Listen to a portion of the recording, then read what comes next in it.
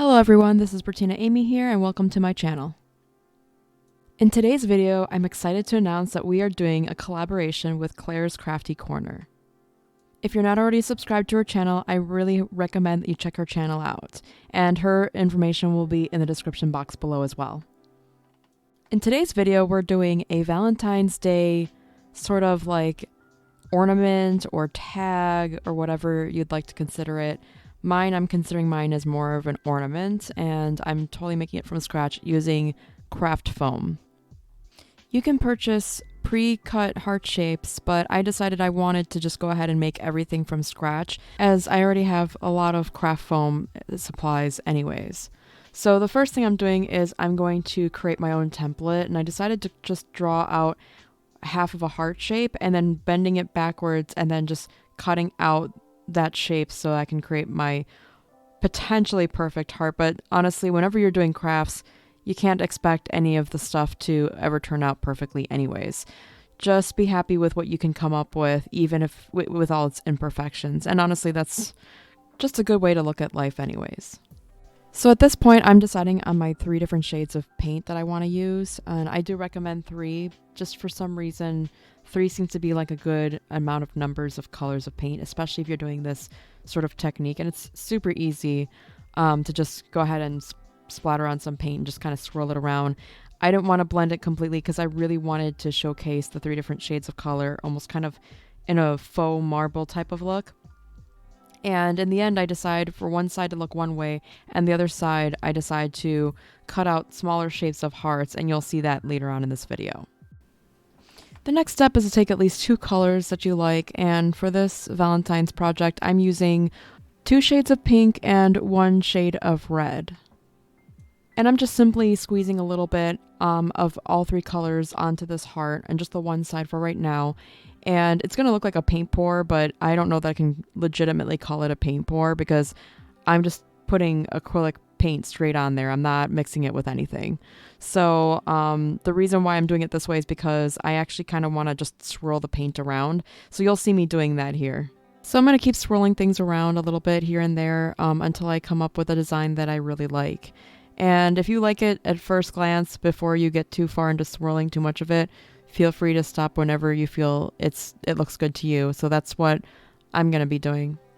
So while it's still wet, I decide to go ahead and grab some other items that I can put on top of this painted surface so that it could dry with it and kind of engraved into it, or however you want to call it. I'm not sure. I can't think of the word. But basically, I still had these leftover mini roses that I used for a previous project. And I also had these really old, what are these called? Kind of, what are they called? Like sequins, like old sequins of metallic sequins. And I decided to go with colors similar to Valentine. So I grab sort of like a metallic red and metallic fuchsia kind of a color. And I just throw those on there in whatever random design that I wanted to throw on there. And one way you could go about this is if you don't want to paint one side at all, but you like the idea of the roses, you can cover one side completely with the roses. Just make sure that you leave you create the hole first, and then you surround the hole and make sure the hole is available for a string later. Maybe you want to put the string in first and then surround the rest of the heart completely with like these red roses, or maybe you want to do a mixture of red and pink roses instead of doing like a large sort of not ornament, but like a wreath. You could do a miniature sort of one or something like that if you wanted to.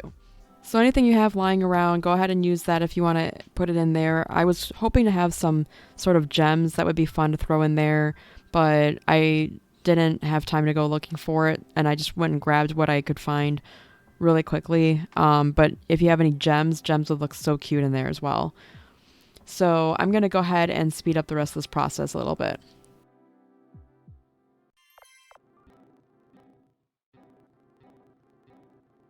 While it's drying, I decided to go ahead and add varnish to these roses. You don't have to do this step, it's just something I decided to do as well.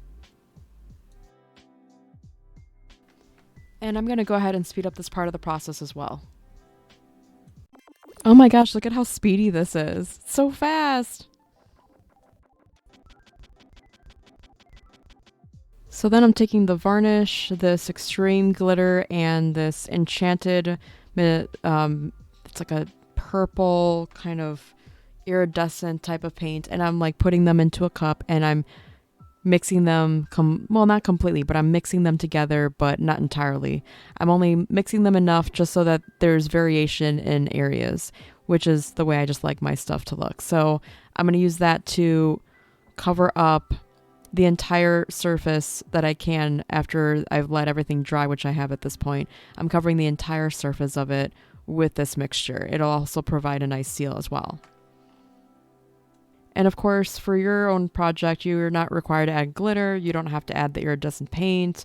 The varnish is recommended, but actually that's not required either, because I've done this project about a decade ago or so using pre-cut ones, and I never ended up adding any varnish, and they stay on there really well. It's not like you're going to take them and bend them around unless you have kids that might do that. Who knows?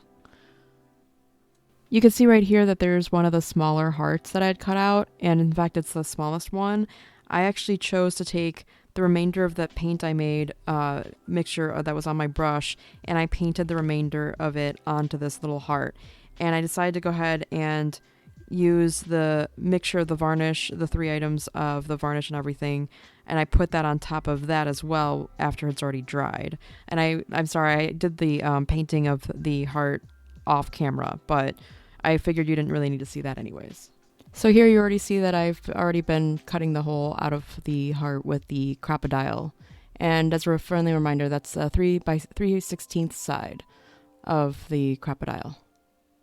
So I was so excited about doing this project that when it comes to painting the one side with the 3 colors, it takes a long time for it to dry. So as the edges were starting to dry earlier in this video, you can see I was covering it with the trio mixture, and then I'm just now going in towards the middle because the middle is starting to dry up for me, so that I can go ahead and add that trio on top, because I don't want to add the mixture on top if it's not entirely dry yet. And I didn't end up doing 2 coats, though I could. I might just do that off camera or after the fact, but you can go ahead and do as many coats as you feel looks good for you.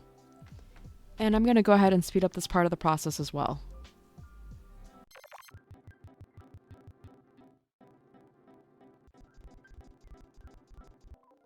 So on the other side of this heart, I went ahead and actually painted the whole thing red. And the items I used, I'll mention them in the description box below. But I went ahead and painted the whole thing in the back red. And then I also show on screen too the other 2 hearts. I left one purple. I left that one alone, but I just hand drew that one and cut it out. And then for the smaller one, as I mentioned earlier, it was a mixture of the paints blended together.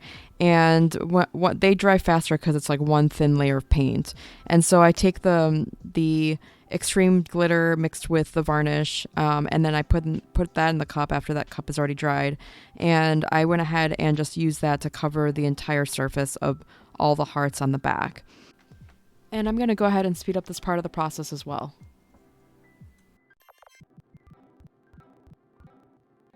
To make sure that the drying process goes smoothly, I go ahead and use a pen or a pencil that I had on hand and just made sure to run it through the hole so that it doesn't end up with like a big glob of varnish or the trio mixture that I have.